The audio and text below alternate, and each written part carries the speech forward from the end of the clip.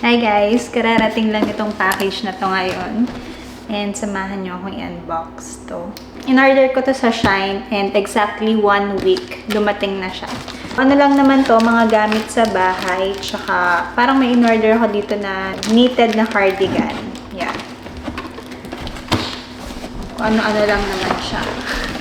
Ang main na in-order ko dito is yung acrylic na monthly calendar na ilalagay ko sa ref. Pakita ko sa inyo mamaya. Ang ganda niya. So, unbox na. Second time ko na itong mag-order simula nung dumating kami dito. So far, okay naman yung mga na-order ko sa kanila. Okay. Pakita ko sa inyo isa-isa. Sabi ko sa inyo mga kung ano-ano lang itong mga to eh. Umorder ako ng hairbrush.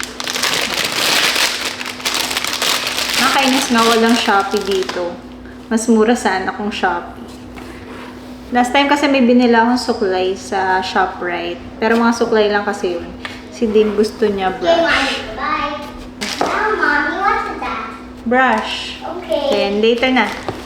Last time umorder ako ng hand warmer na rechargeable siya. Nakyutan ako. So, umorder ulit ako ngayon. Ibang design naman siya. Yeah. Ito. Ang kit lang niya, hand warmer, tapos pindutin mo lang siya dito.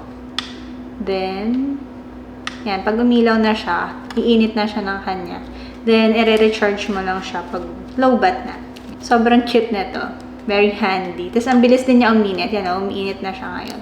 Kung malapit na yung winter, pwede mo siyang ilagay lang sa pocket mo. Para pag nilalamig na yung kamay mo, buksan mo lang yan. Buksan mo lang to.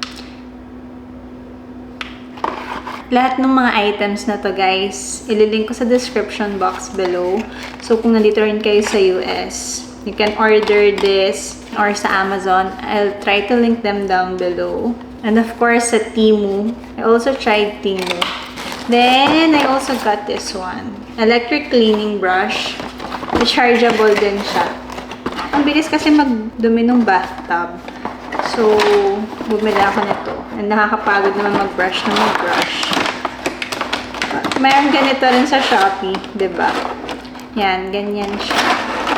So, itry ko lang kung effective. And kung hindi naman siya madaling malobat. Wala kasi akong makita dito na soap dish or soap holder na meron siyang drain. Yung magde-drain yung water dito. I got this one. Mura lang to eh. Parang $1 lang to. Cute naman siya. White lang. Dalawa tong binili ko nito eh. Yeah, para din sa lababo namin. Dun sa sink sa kusina. Lalagyan siya ng sponge. Yung isa sa bathroom. Para sa sabon naman. So yan. Dalawa na to.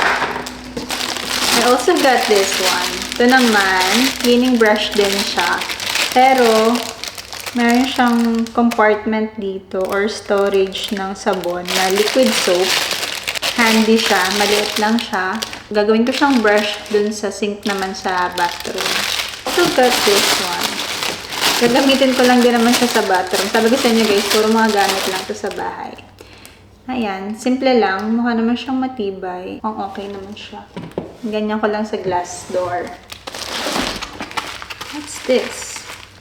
Ano to? Ah, okay. Ito sa bathroom din to. Wala kasing nakalagay doon na tissue holder.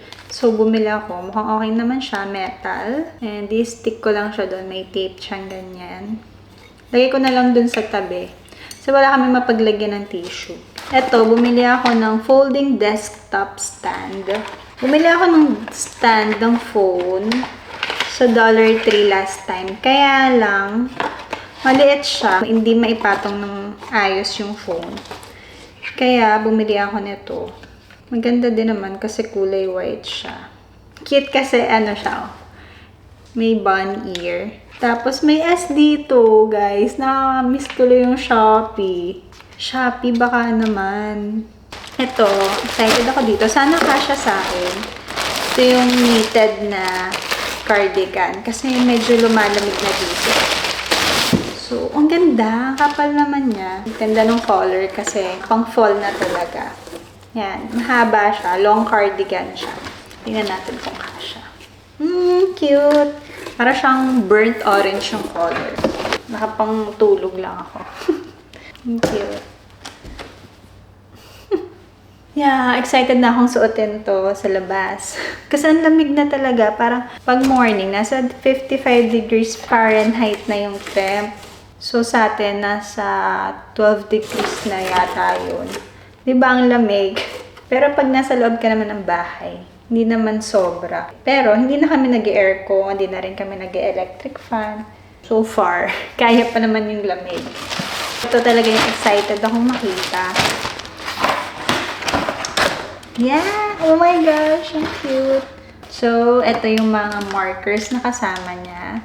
These are whiteboard markers. Pero colored sila. May purple, blue, then gray yata itong isa, and pink. Then, may kasama rin siyang eraser. So cute. Tapos, may magnetic din na container. Cute. Wala kasing white, black yung ref namin. So, baka hindi makita tong mga to. Kaya bumili rin ako nitong white naman na whiteboard marker. Ito na yung acrylic na monthly planner.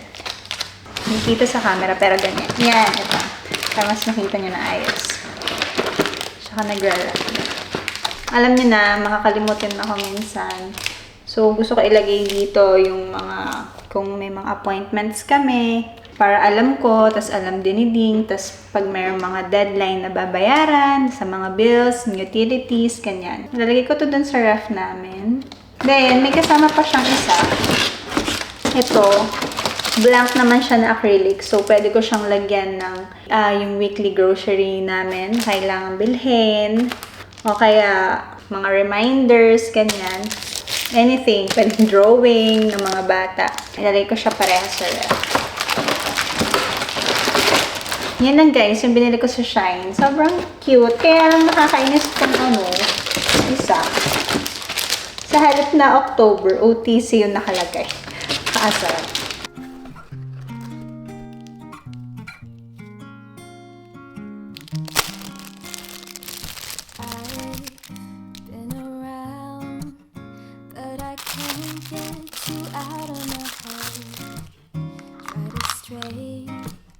Try to forget, but the thoughts they seem to drown instead. I've always wondered what it takes to fill this empty void inside. But now I've realized you were what I needed this whole time. I've been around, no one else has got me feeling this way. Every minute, every hour I spend is on you every single day. I've always wondered what it takes to fill this empty void inside.